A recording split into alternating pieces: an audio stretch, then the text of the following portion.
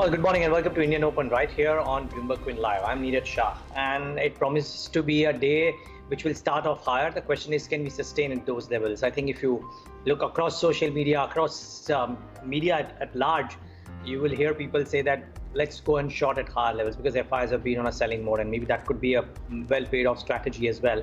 So be mindful of that. But having said that, there are individual components that you got to keep in mind, that the world markets may actually not be just a day's move. They might be trending higher if indeed economies are opening up and a second wave doesn't hit as badly, and therefore you might have the globe having a bit of a near-term up move of sorts, and that might help. Remember, the SPX, barring the move yesterday, has come off quite a bit. So the trade war notwithstanding between the two giant nations, you might well have the economy is looking optimistic for now, and therefore there could be a near-term uptrend, maybe, I do not know that, a near-term uptrend in the world market, and that might maybe aid sentiment a bit. So just be mindful of that before initiating any kind of positions. We'll start off higher. I don't know if we'll sustain. Frankly, would be very surprising if we indeed sustain that. So let's wait and watch how it shapes up. FIs have been on a selling mode the last few days, as we all know. So we'll get in our experts in moments from now and talk about that. What we should do though is actually talk about the big newsmaker, because that will be a part of the conversation for sure when it comes to supporting the Indian markets, which is what Reliance and Bharti and some of the others do. But Bharti Airtel numbers came out yesterday, late night at about 10 p.m. if I'm not wrong. Sumit Sarkar, who put out all the news bits and the story around that, Johnson right now with what he thinks are the key highlights out of that quarter. Sumit, good morning. Good morning. So if you see, it was a strong set of numbers. Operationally, the numbers were very strong. The revenue jump was nearly the highest in the last 30 quarters. EBITDA increased by nearly 10%. Margins came in high at 43%.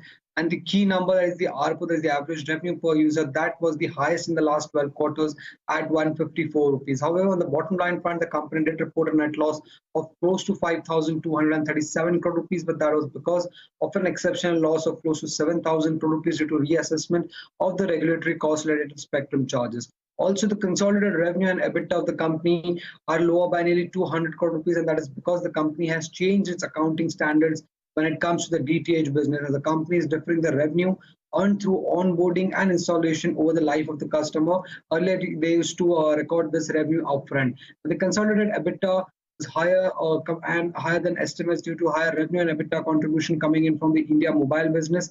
Now, if you see, the India mobile business revenues were up 16%. EBITDA was high by 27%, and the numbers were aided by strong 4G subscriber addition and tariff hike. Now, the tariff hike was done in December 2019, but the full benefit of the same was seen in the fourth quarter of financial year 2020. And if you see the subscriber base, that stood stable at close to 28.3 crore as against analyst expectations decline. While the 4G subscriber base, that increased to 13.6 crore as against 12.4 crore reported by the company in the last quarter. If you see the other businesses, Africa business which reported numbers earlier, reported a strong set of numbers. Broadband numbers are weak with EBITDA declining 9% compared to last quarter, while the enterprise business numbers were strong, growing 11% compared to last quarter. On the balance sheet side, the capex for the fourth quarter was higher as what the company had earlier guided at close to 11,300 crore rupees, while the total debt also stood was a bit higher at close to 1,17,300 crore rupees. Okay, Sumit, just wondering, I don't know if you got a chance to look at all the brokerage notes that have come out, but irrespective of that, is this ARPU performance, Sumit, wherein they have seen an ARPU growth quarter on quarter better than Jio's ARPU growth, is that noteworthy, or is it because of some exceptions that might have impacted Bharti this quarter and didn't work for Jio? Well, there was no exceptions. If you see the ARPU, that was expected to be higher for Bharti Airtel, and is expecting the number to be close to around 149, 150 rupees, but the company has come out with a ARPU of 154. That is mainly on the back of the 4G subscriber addition. Now, for Jio, the tariff hike didn't work because what they said was they had witnessed some down trading against in their customer base, and also some of this tariff hike would benefit them in the first quarter and not in the fourth quarter. So majorly, analysts were already expecting the ARPU numbers for Bharti Airtel to be higher than Jio, so not kind of surprise in that part. So, I mean, just one follow-up. So you reckon that Jio's ARPU numbers will come back to normalcy of sorts in the next quarter in a comparison to Bharti Airtel? Well, that's what the management has said. That's what the Reliance Industries management has said, that they're expecting some of the tariff hike benefits to also fall through in the first quarter of financial year 2021. Okay, Samit, thanks so much for putting that into perspective. That Samit Sarkar, with all that you really needed to know when it comes to the Bharti Airtel numbers. Well, all that you need to know about what to do with the stock, Mahesh Joshi will tell us. Mahesh, good having you. Thanks so much for joining in. We don't keep you 5-hour webinars, Mahesh, so don't worry. We'll keep you for about 30-45 minutes. But tell us, Mahesh, let's start off with Bharti first, since you're on the topic, then get to the markets. So what did you make of the quarterly performance? The stock has been under pressure in the last 2 or 3 sessions. Do you think this released that pressure? Morning, Neeraj. Oh, absolutely. I mean, 5 hours was a marathon last Saturday, Neeraj. Yeah, and I love being on your shows. So having said that, I think the operating performance was very exceptional. I think if you probably look at the India wireless business at this point of time, the ARPUs at 154. I mean, it's one of the best performances so far. And having said that, when you probably look at history again, Neeraj, I think ARPUs were far higher even from the current levels. So if you probably look at how the industry is placed at this point of time, and even if one assumes and presumes that Vodafone Idea, for example, will still continue its operation at this point of time, they need to take substantial hikes from the 130, 135 ARPUs that they are reporting. So I think the presumptions that analysts are making on the street is that over the next few quarters, as more and more data packs gets bundled up on the higher side, as you're seeing the transition happening towards the 4G database in terms of more and more subscribers getting added, and look at the consumption in terms of data. I think if work from home and the readjustments thereof is supposed to be a new normal, I think the ARPU increases because of both these factors. I think the India wireless business should hold up very strongly.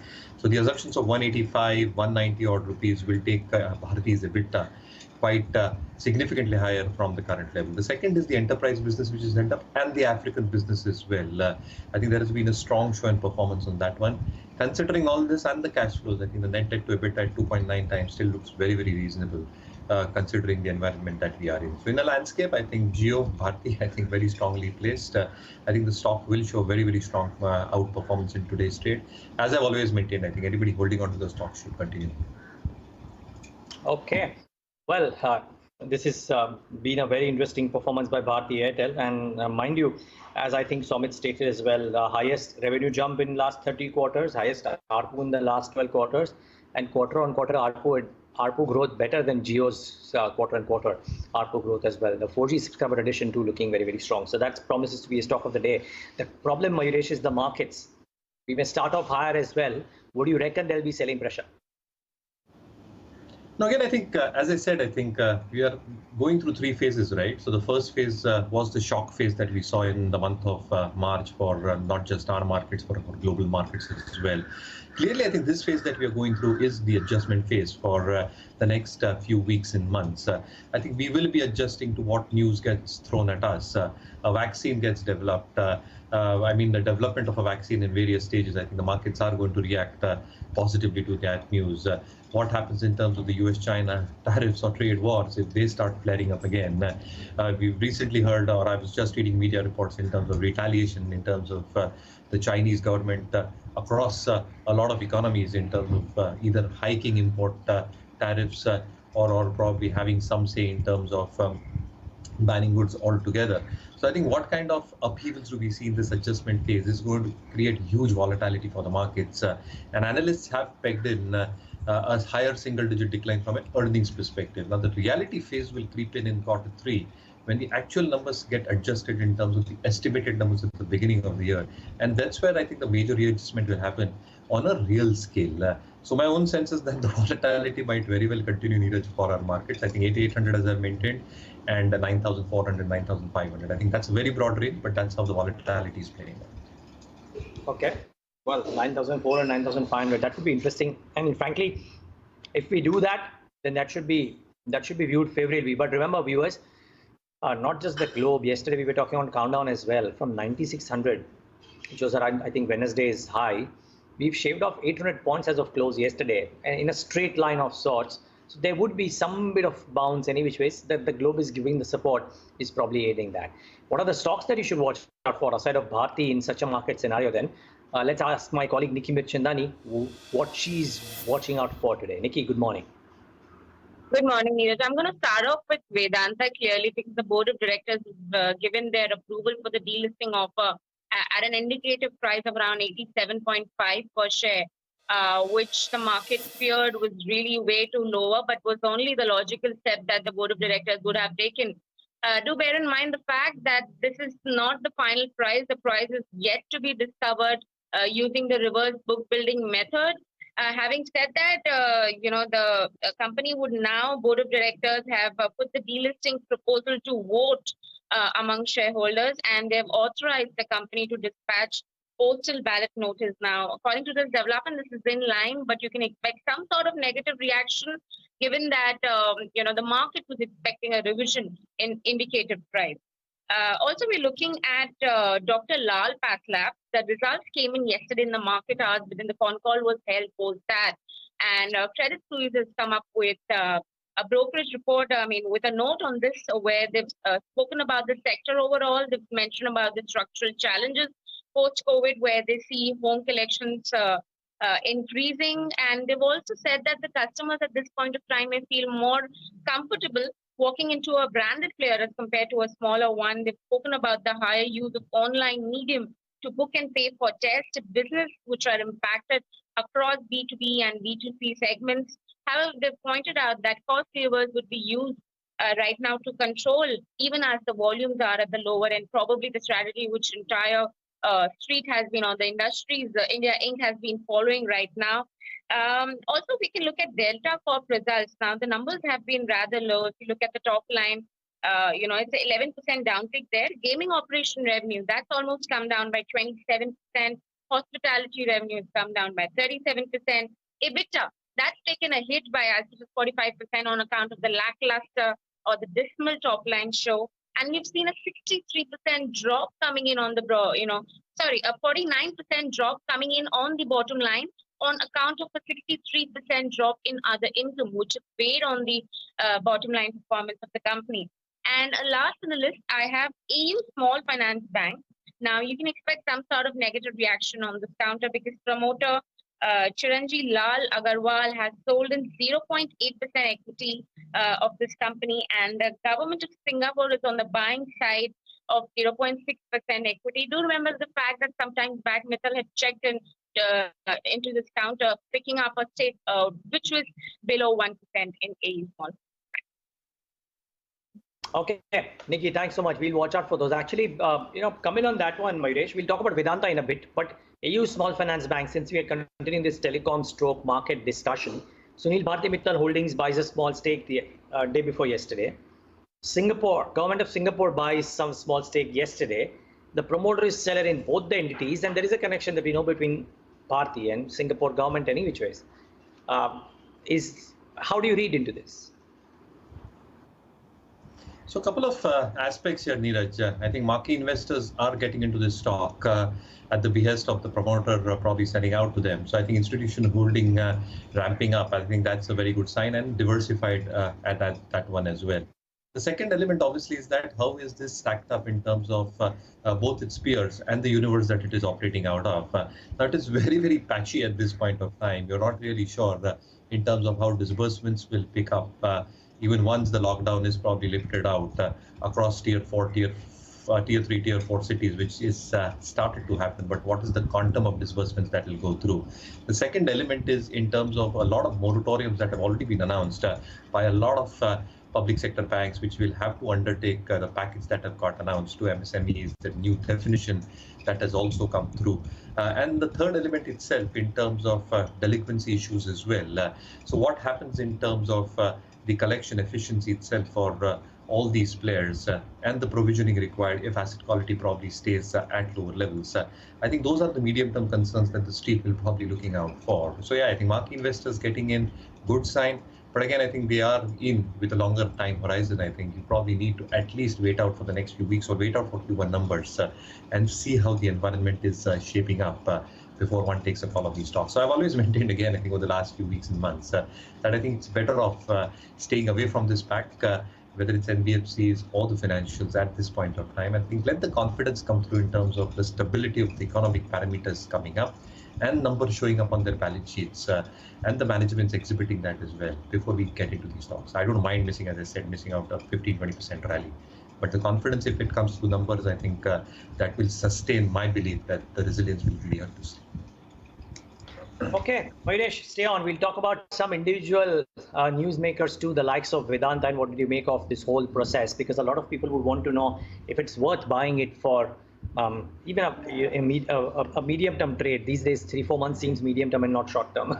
But let me get in our technical and derivative experts on board. The experience of Rajat Kepos and Kunal Rambia, of course, has been calling the markets very, very well in the last few days. And both of them join in right now. Gentlemen, both of you, good morning. Thanks for joining in. Rajat, let me start off with you. We are likely to start off marginally higher today. Very good morning to you. Do you reckon that we could see some selling pressure at those higher levels? What would be your index strategy or advice for the day today? First of all, Neeraj, okay, good morning to all of you. I would say that unless the Nifty picks out 89.52, that's a critical level in my reckoning, in my understanding. That is 89.50. I'm using 89.52 because that's a particular resistance point. If the Nifty were to sustain above that, then expect further upswing. But till such time, the zone between 89.50 and 90.50 is decisively taken out. Any rally is likely to fizzle out after testing those levels.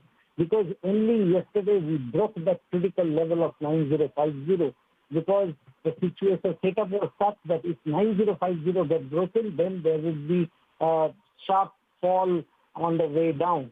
And that did happen, but today, because of all other stock markets are pretty much in the green, and SGX Nifty is also doing pretty well. So we might see some upswing, but don't set too much store into this.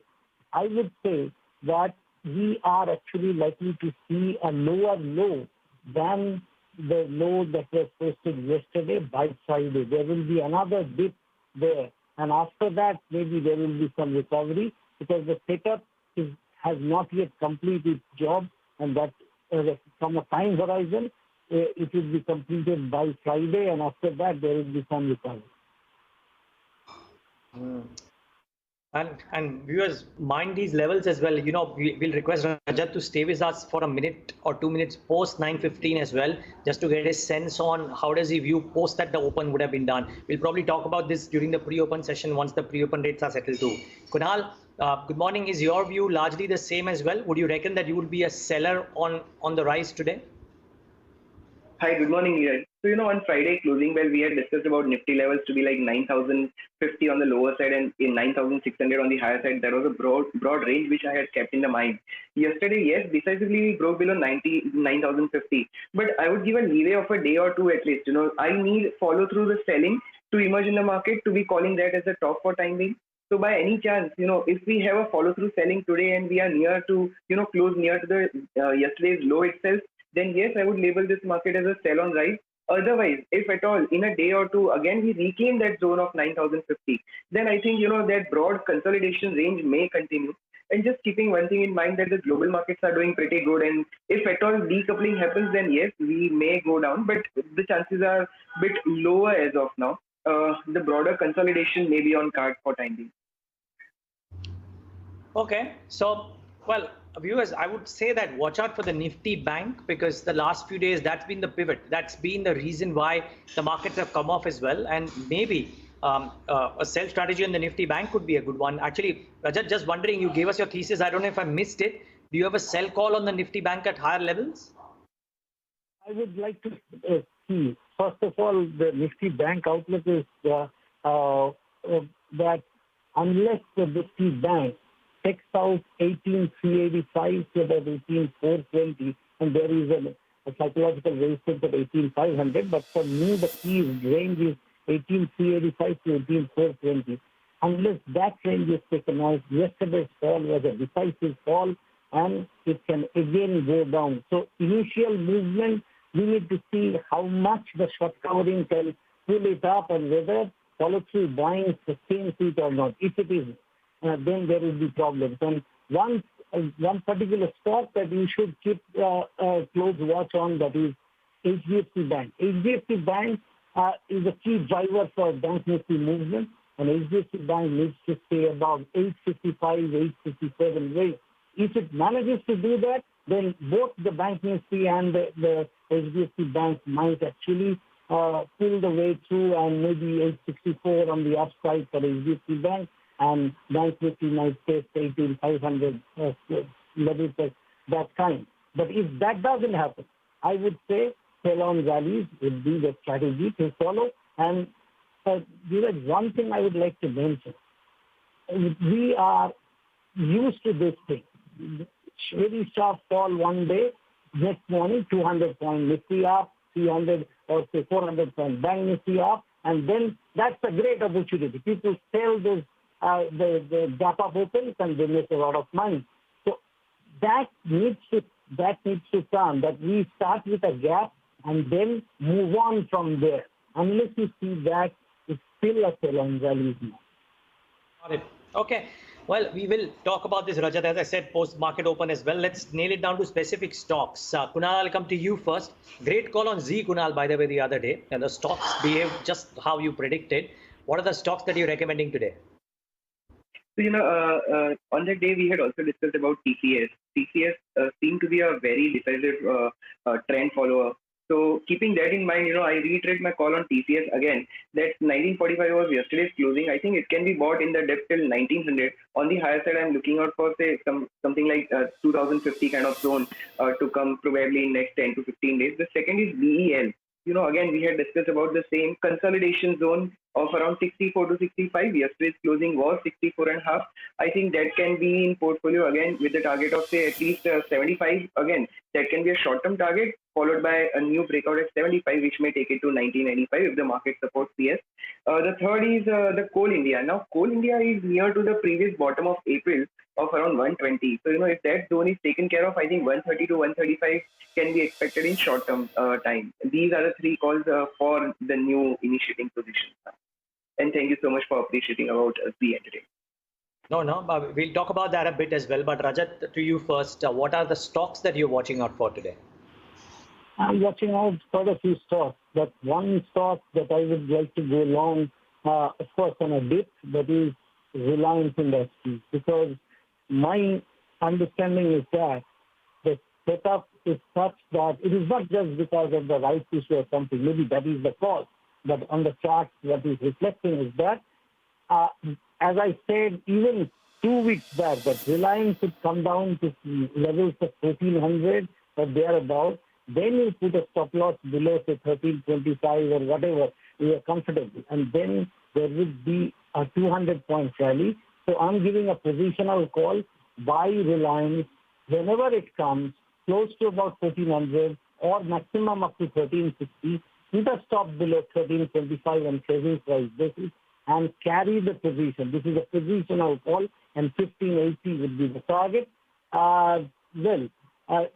This level could be reached anytime between, say, now and the month end or maybe early next month. By that time, 1580 would be tested, probably it would go higher. And the second stock that I would like to sell on today, there is results of Bajaj Finance, so immediately don't do it. If the market gets disappointed by any chance, whatever be the reason, and it falls below 1900, because it posted two lows, 1915 and 1926, and now this is seeing this major support area. If this 1900 gets broken, then there will be a lot of panic selling also in this stock, and so would be in its twin, that is Bajaj Finserv. But for now, I would say a positional short call could be initiated after the results if it weakens below 1900, and targets should be 1681 to 1676. Actually, financials, including the banks, they have to go much further down. Come what may, you will see a different picture by the end of this year. By June, you will see the first transit, and the second half will also show a lot of things. In fact, yesterday's selling, I wouldn't say it is nearly short selling. I saw delivery-based selling. And that shows that people are afraid that these lenders might suffer from asset quality problems. Okay. Well, Rajat, let's wait and watch. I think that's the feeling that most people have, and NBFCs could be even weaker than banks, to be honest. Mayresh, a couple of numbers really. We're waiting, of course, Bajaj Finance numbers today, by the way, mind you, and that could be an interesting trigger for the stock, what they say and what they deliver. The delivery is one thing, but what they mention about how the first 2 months of this quarter have been could well give a trigger for the stock going ahead. But Mayresh, what I want to talk about to you is Vedanta. What's your thought here? Yesterday, on expected lines, the delisting approved. Now the reverse book building starts. What would you do if you were a shareholder? Very tricky one, Neeraj, at this one. Because again, I think from the promoter angle, look at the kind of debt that they've got on their parent Vedanta Resources, $1.9 billion in terms of debt. So I think they have to also have a very, very prudent view in terms of what they are offering to shareholders and the kind of pile that they can actually give off in terms of the buyout. So that's point number one. So I think the what Nikki was mentioning in terms of the reverse book building and the discovery price, I think the offer of 87 is still below the current market price at this point of time. So I think it's a very, very difficult and a very, very tricky situation. A, I don't hold Vedanta. B, we've not recommended Vedanta. So clearly, I think not in my league at this point of time. Okay, Mayresh, the other one is the results that we saw, and just wondering, did you have a chance to see the Torrent Power numbers? There was a loss number, but the margin performance was strong and the sector is looking slightly more buoyant right now.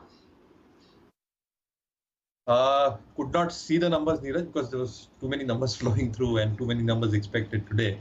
But if you look at the business model itself, I think if you're looking at the utilization levels ramping up, one of its key plants is still not having sufficient number of orders. Therefore, I think the fixed cost absorption and the plant load factors are absolutely very, very minimal at this point of time.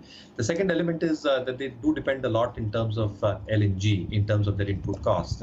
Now, with LNG prices, which have come down so significantly, and even if you probably assume recalibrations being done from our own importers as well, the FOB price, and that's what I was looking out for over the weekend, even from the American suppliers, with an FOB and the increase and the expected landed cost in India, I think that still will not exceed $5.2. So I think that is even significantly lower than the contracted cost that they have done. So yes, I think there is significant amount of traction that can be done. A couple of their plants, Bhiwandi and the other one as well, I think the 18C losses, I think they have started coming off. And with the implementation of smart meters, so on and so forth, I think if both these factors work through, along with the third plant actually getting a lot of orders in the coming few weeks, with the entire rationalization happening of 90,000 crores given to discoms and some clarity in terms of receivables actually getting freed up. I think there you can see some possible traction in terms of generators like Torrent Power. So I think there is a good business sense at this point of time. But sorry, I think I did not look at the numbers. That's okay. Well, the operational performance, viewers, was pretty strong. Let's wait and watch how it does. But we have less than a minute to kickstart trade. So, gentlemen, stay on. Keep in mind, viewers, the start will be okay. The question is, can we build on from there, or will we succumb to some selling pressure, especially in the Nifty Bank? That is what you would be watching out for. The FIs, DIs have been net sellers. Institutional money is not in favor of India. Therefore, this small rise, I fear, might get sold into today, but let's wait and watch. Strange things happen at times, and maybe the global momentum will be strong enough because it's backed by, well, news of a vaccine. But here are the first rates in the green. Let's see how strong is this uptick and whether it takes us past 9,000 on the Nifty and then keeps us there, or do we stay around this 9,000 odd level and not go beyond that? That's the key thing. The bank Nifty would be a key pivot. What is doing well and what is not? I would watch out for a Bharti Airtel and try and see what that is looking to do, because that's the result reaction that we are watching out for in the session today. Well, up about 4% on open. It may or may not be that way, but I think the stock could be an interesting one to monitor. Vedanta has this unnatural uptick. Now I don't think it will be a 7.5% uptick really, but mind you, The reverse big book building process, and I'll talk about that in a bit. Mayuresh has already spoken about it. Would be an interesting one too. There's strength in Kotak Bank, strength in HDFC Bank, marginal at that, but some strength in those names as well. Axis Bank is looking reasonably okay, but let's wait and watch. The Sensex now showing a 1.5% downtick as well. So all things happening. TCS is showing a 3% downtick, which I don't think will happen again. So, well, let's wait and watch what happens to some of these names in the session. The broader end of the spectrum, I would watch out for Torrent Power, watch out for Delta Corp, because the numbers were not the best. And I would watch out for a bit of a bounce in some of these NBFC names, which might get sold into, yes, but you'd probably expect a bit of a bounce. Mind you, the interesting mover is Jubilant Life, which after having 4 days of an upper circuit, yesterday on the same day that it had an upper circuit, had a down circuit as well. And in today's session, it starts off on a down circuit. So that stock is looking slightly wobbly in the session. Hindustan Zinc has a downtick, 4%. Well, let's wait and watch what happens. So lots of stocks moving around. We will watch out for some of these. But let's get in some opening thoughts as well. Mayuresh, a lot of people might get caught in stocks like Jubilant Life, and that's what I'm asking you. I mean, is it a stock worth buying? It had a 3 or 4 days of an uptake, the Gilead news, etc. Now getting sold into. Well, obviously, I think the news was very, very positive. But one must remember, I think, that it is one of the 5 drug makers that have probably got allocated the remdesivir approval to manufacture the same. Cipla, among the large cap players, is also one of the drugs. And apparently, there is one more one more Asian country involved as well.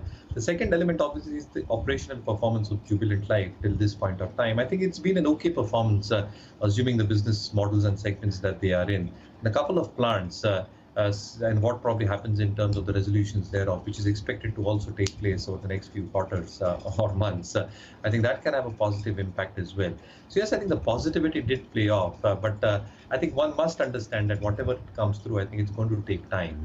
So I think the street is now, again, as I said, in that phase where it's trying to recalibrate that yes, earnings will come through once the production numbers start, so on and so forth, but they will get reflected from quarter 3, quarter 4, or even after that.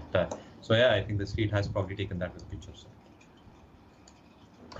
Okay, well, ignore the Sensex rate really, but Bharti Airtel is the interesting one. Actually, I want a chart check on both Z and Bharti Airtel. Kunal, I'll first come to you on Z because you had given that timely short call there. The stock cracked quite viciously yesterday.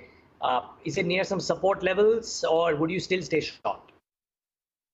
Neeraj, if I look at the entire formation again, it was very weak on that day also, and there was a clear double top formation, and what we saw is a decisive sell-off.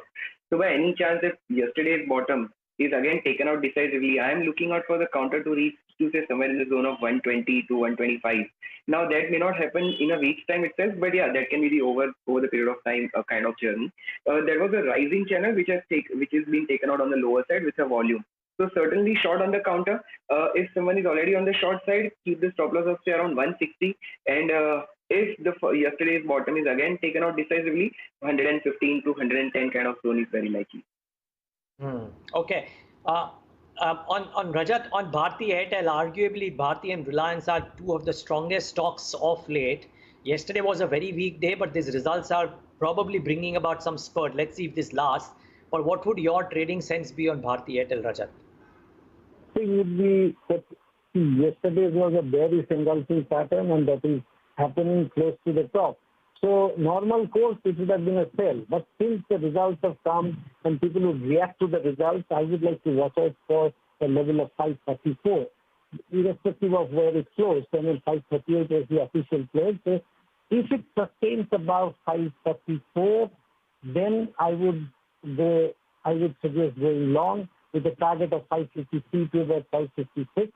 That is a possibility there. And my stop loss would be around, say, 532. Because if 544 is not sustained, the results would have been considered as discounted. That would be the situation in Bharti. And one more thing, for any major moves to happen in Bharti, just as Reliance needs to stay above 1600, for some time, Bharti needs to stay above 570, because both charts are a similar pattern, V-shaped recovery testing the earlier high, but the earlier high needs to be sustained. Otherwise, there will be a potential double top formation in both the stocks.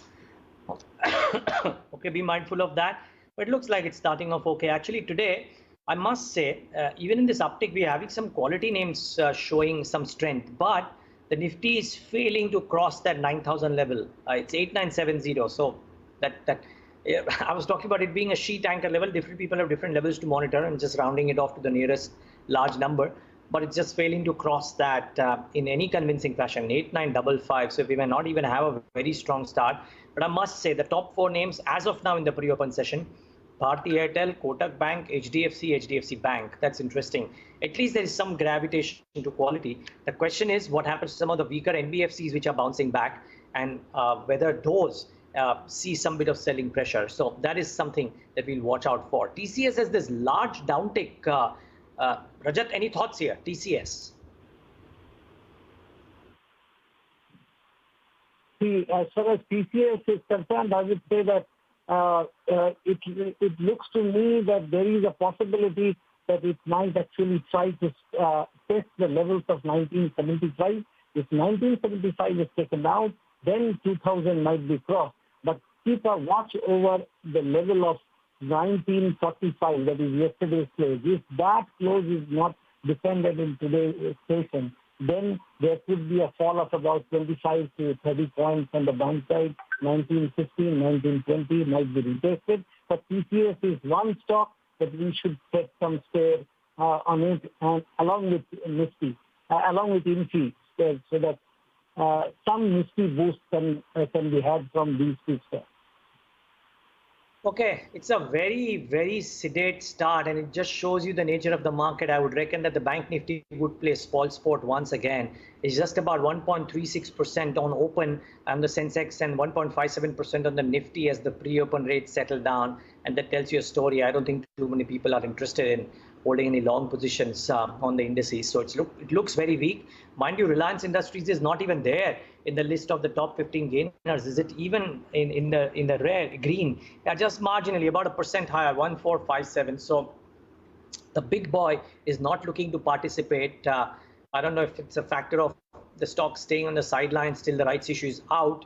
But yeah, certainly nothing out there for Reliance Industries in the session today as well. At the broader end of the spectrum, Mayuresh, let's say you have some of these NBFC names which crack big time. M&M Financial, Chola Finance, Shriram Transport, Iqbal Housing Finance. In this small burst that you might have today, would you get out of these names? Yeah, so instead of getting out, I will not probably get in, Neeraj. And the logic is very, very clear, right? So FY21 from an earnings perspective for these NBFCs is going to be a washout year. So I think we've discussed this ad nauseum in the past. I think advances growth is expected to be soft. Look at the expected delinquencies because of the moratoriums that can actually happen and get translated onto their balance sheet numbers as well. So there is no assurity or surety in terms of how many of these numbers actually go bust in the coming few quarters. Yes, lifelines have been given through in terms of additional lending facilities from the banking side for a lot of these beaten down sectors. But is it sufficient enough to probably help them tide over the working capital issues, and will demand actually come back in the manner that it has to probably bail them out in the next 2 quarters as well? So I think all these questions need to be answered at this point of time. Their dependency in terms of borrowing of funds and the quality names within this space itself, yes, they might be a little bit better off in terms of access to the bond markets because of their AAA rating and the interest rate, which probably is a little bit lesser compared to the unrated paper that the other NBFCs have. However, I think the overall pain from a balance sheet perspective still continues. So I'll stay away. I think I'm not rushing into buying NBFCs at this point of time. Okay.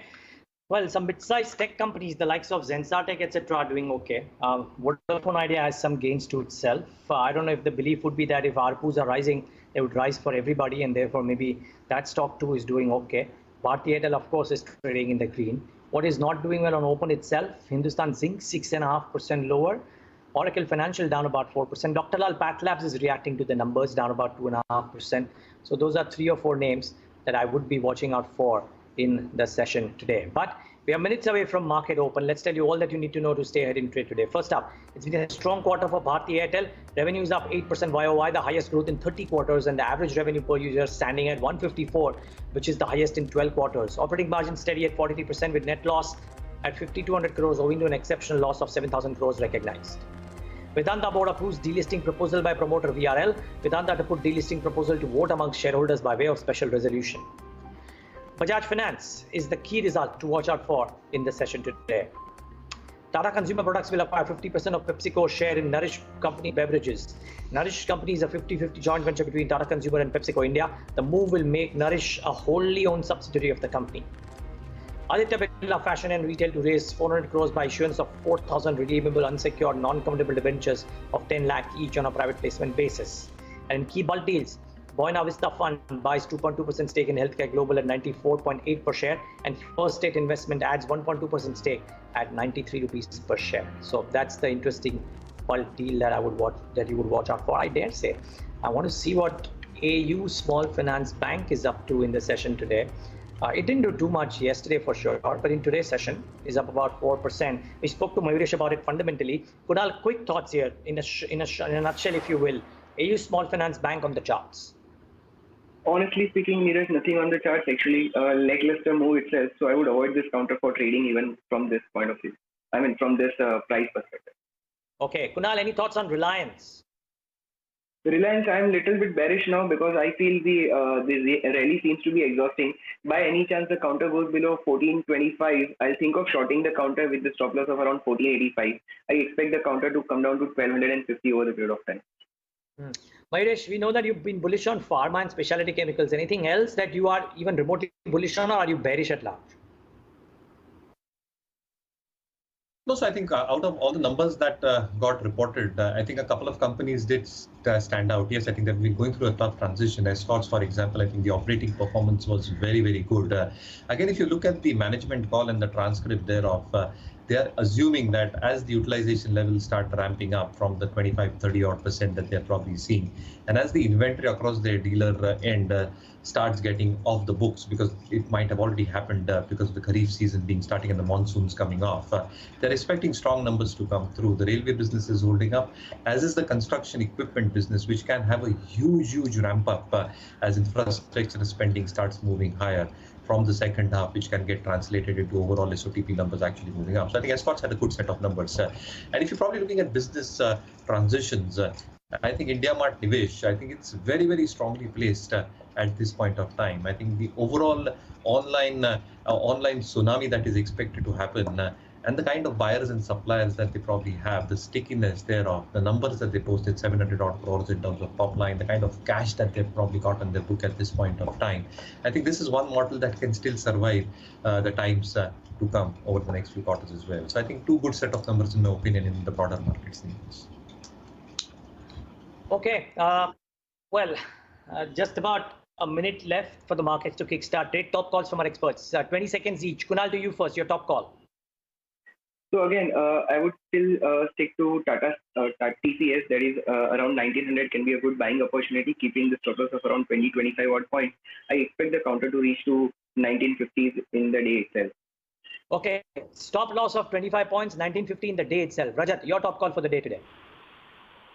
I would put a stop loss below 164.50 and buy ITC, and I'm expecting 167.50 and 170 on the upside.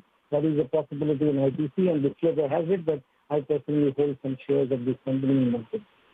Okay, so two large caps in focus. Gentlemen, Rajat and Kunal, stay on. Mayuresh, we'll let you go on that note. Thank you so much for taking the time out and being with us today as always. Gentlemen, our experts, just stay on. Would love to hear from you what you're doing on open and then let you go. But here's how the markets are starting off. The Bank Nifty has this bounce of 2.5%. Let's see if it lasts or does it get sold into. Very quickly, actually, not coming off, just about 2% in the green for the Nifty Bank. In fact, coming off slowly and steadily. Sensex about 1.24%, Nifty about 8934. So hardly any sustenance. Indian markets look set for some bearish moves. Viewers, be mindful of this. There are some upticks there for the likes of Bharti, etc. But otherwise, it looks very, very wobbly. HDFC Bank has quickly given way as well. save for Bharti, which is making a good move. Don't quite see the moves happening in some of the others. But let's wait and watch how this shapes up. HDFC, Bharti Airtel, Z marginally in the green, ONGC marginally in the green. There is strength in JSW Steel. Actually, these are the top 5 performers, mind you, but that's about it. Bajaj Finance in the green for a brief bit. Let's see if this lasts. Tata Motors, Maruti Suzuki are amongst the other names. But I must say it's a very, very punctured, labored start. Just 8925. And what is contributing? IT. Wipro, TCS, Infosys, HCL Tech, all of them are in the red in the session today. Britannia marginally in the red, now moving into the green. So IT is the bad boy today from a bull's perspective. Banks are doing okay thus far. Let's wait and watch if this lasts. Viewers, I would actually ask our experts to comment. Let me not try and give you some advice. I think they are best placed. At the broader end of the spectrum, Vodafone Idea, some gains, but Hindustan Zinc 7% lower. Jubilant Life 4% lower, Future Retail 4% lower. So the Amazon stake buy excitement has completely gone away. Dr. Lal PathLabs 3% lower. Interglobe continues to grind lower 2.5%. On the gaining side, Hathway Cable 7% higher. Oil India 4% higher. M&M Financial 3.5%. LIC Housing Finance about 3.5%. Orient Cement about 3%. So those are a few names that you have to monitor in the session today. So watch out for these names. The Nifty is now less than 1% in the green, 8906. Nifty Bank 1.5%. Rajat Bose, opening thoughts. Any trades that you're initiating? We are not even sustaining the opening levels. Yeah, as I said, I would put a stop loss above 89.52 and I would go short on the Nifty, expecting it to take 88.70, 88.50 kind of level. So, what I see is that the opening strength did not sustain, and if that is the situation, then one can go short in the Nifty. At the same time, just because today is the result day, I would still like to watch and see if Bajaj Finance can manage to cross 2,000 mark. If it doesn't, then that could also be a sell candidate. But I still hope that ITC will perform, and it will not fall below 164, and it's because we need some stocks which have got good weight to support the Nifty, and ITC could perform them.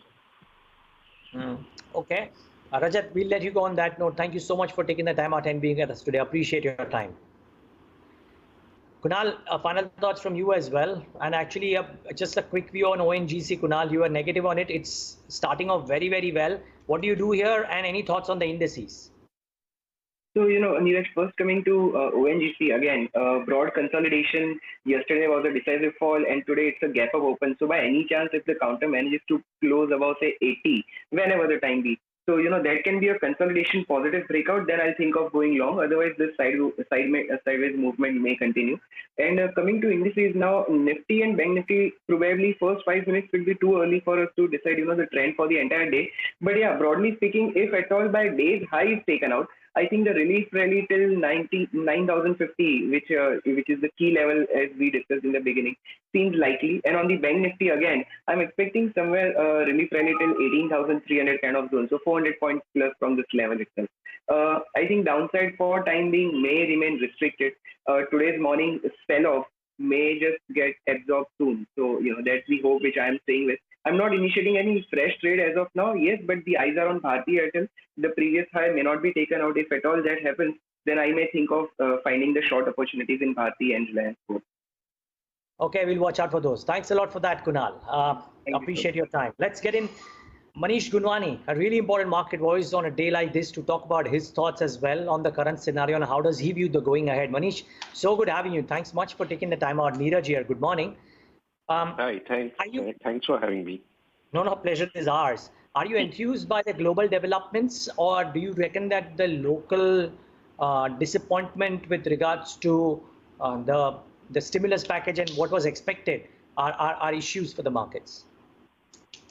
Yeah, I think maybe the global scenario is looking more promising right now versus the domestic scenario. A lot of it has to do with the fact that clearly the fiscal space for the developed countries in terms of being able to stimulate the economy seems to be much, much higher than the domestic side. And I think the unfortunate part is we had monetary space, but even that is not playing out because you're not seeing drop in effective borrowing rates for corporates and personal borrowers. In fact, I think between pre-COVID and post-COVID, I don't think there's been too much change in the interest rates we are paying. So essentially, both from a fiscal and monetary side, India seems to be lacking a stimulus impulse, whereas if you look at the Western world, clearly they've taken some very aggressive decisions in terms of both fiscal and monetary policy. And also in terms of the lockdown, clearly India is going through one of the most stringent lockdowns, whereas a lot of the other countries, right from China, Korea to even US, I think they're opening up probably much faster than India. So at this point, I think it's a very good thing that global markets have started reviving because with the domestic industry being at such a weak point, you need a silver lining. And I think if global economies revive, then our revival will also be faster. So I do agree that it's a very promising sign that global economies are reviving.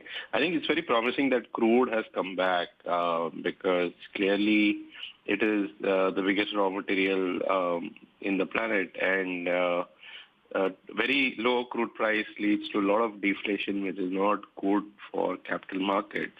So I think U.S. bond yields coming back, crude prices coming back.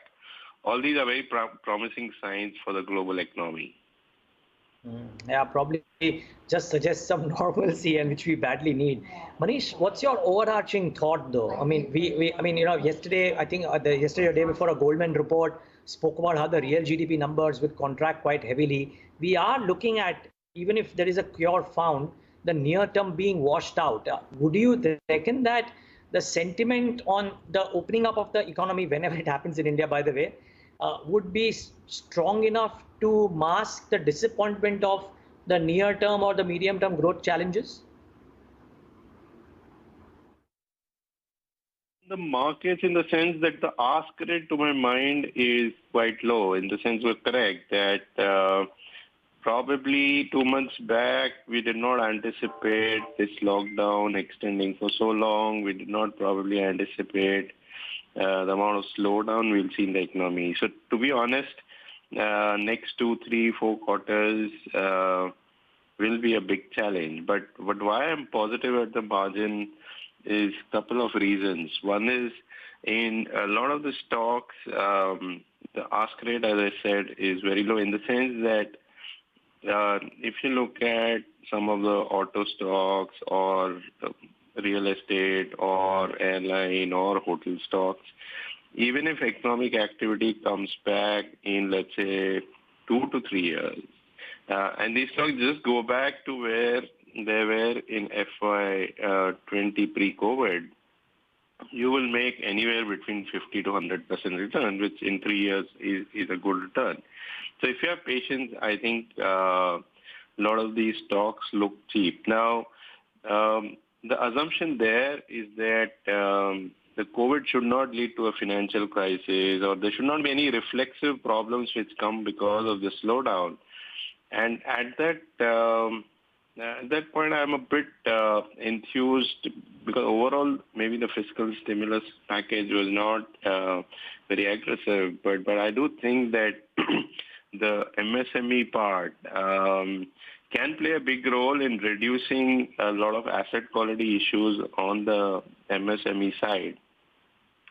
And the large corporate side, India has been through a fairly long cleaning up process last 4 or 5 years in terms of, let's say, asset quality issues in steel or infra. So the problem potentially can come from mid corporates, which is your NBFCs or Mumbai real estate or manufacturing companies, or from MSMEs and personal. That is retail, basically. Now, if the MSME asset quality is taken care of, retail, I think the unsecured part can be a bit tricky, but good part is a lot of retail borrowing is mortgage-based, which is securitized, and you have institutions like CIBIL and all. So in general, I don't think credit quality will go too bad on the retail side. And the large corporates, as I said, we've gone through a cleaning process. So if the financial system broadly stays healthy for next 3-4 quarters, then it's just a matter of time. Recovery can be 1 or 2 quarters here or there based on developments like when the vaccine will come, etc. But I think as long as the financial system remains strong, we can just be patient and get some attractive returns in a lot of the stocks which have been affected by the COVID crisis.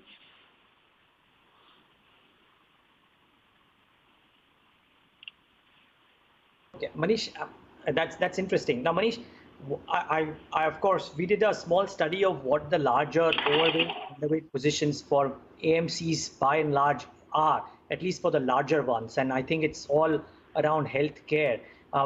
Would you be in the same position as well? You are amongst the largest AMCs. Would your larger overweight be healthcare? And what else fits the bill in the current scenario? So we're quite positive on healthcare because one is that on the domestic side, the growth has sustained at somewhere between the 8 to 12% range, depending on the year. And I think one of the reasons why you see healthcare now being a bigger part of the portfolio is also because a bit of a relative valuation gap with consumer staples.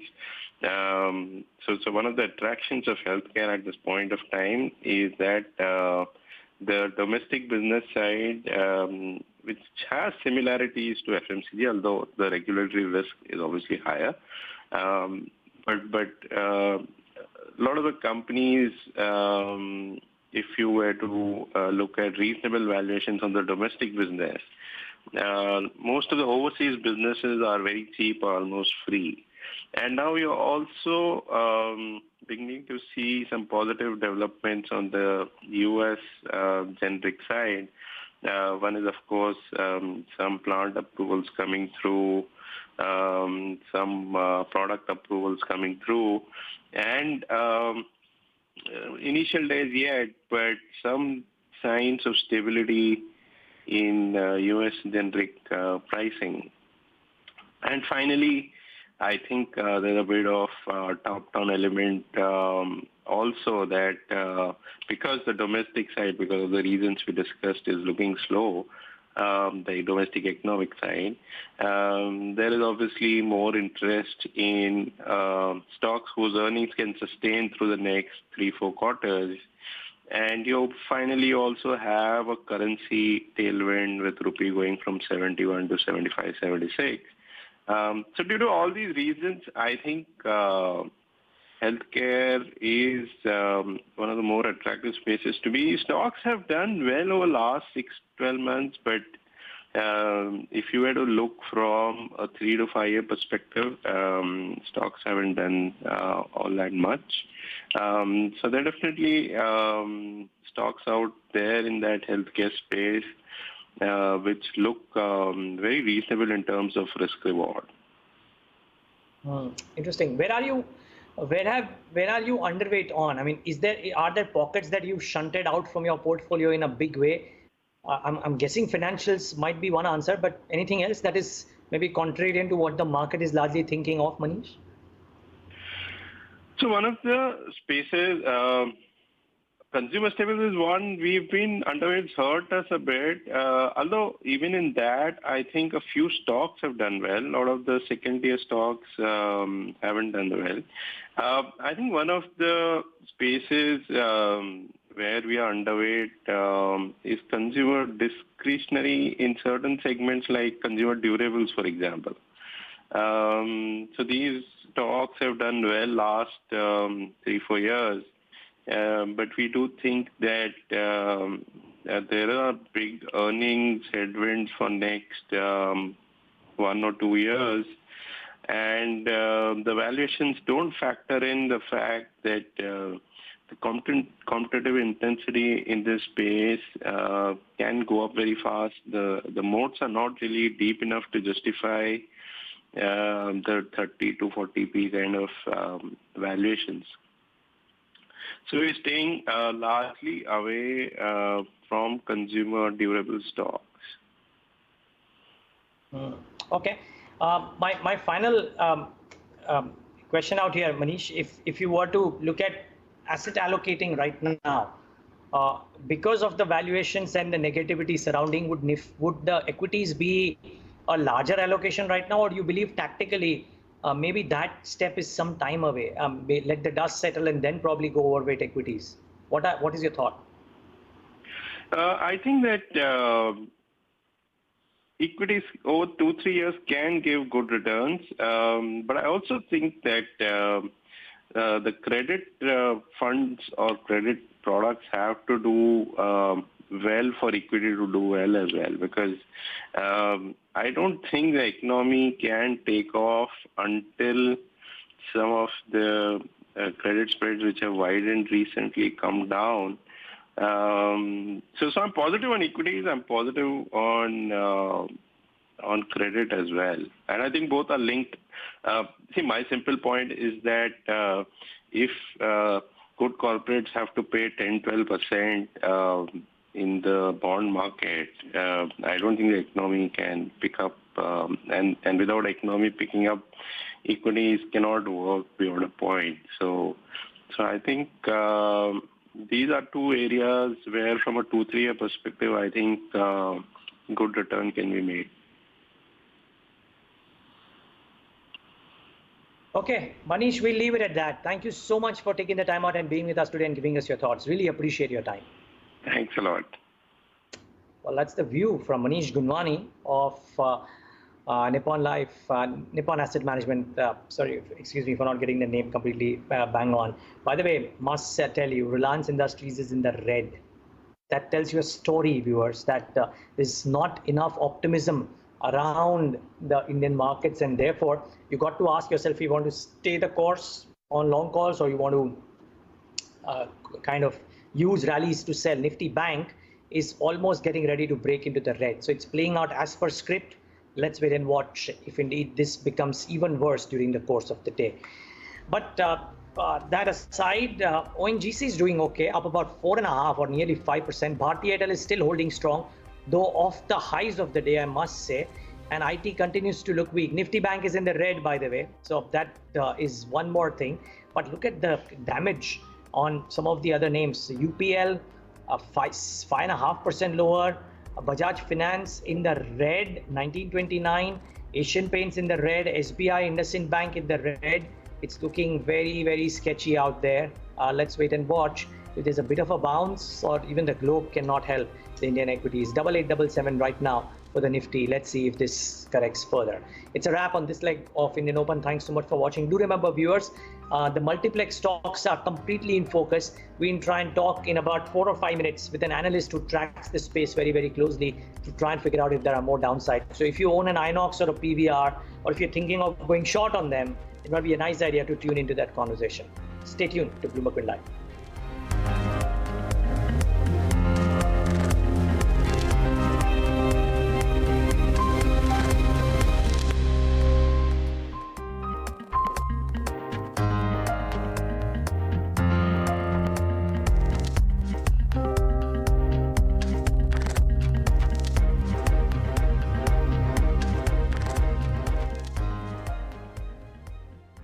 How many places can you be at once?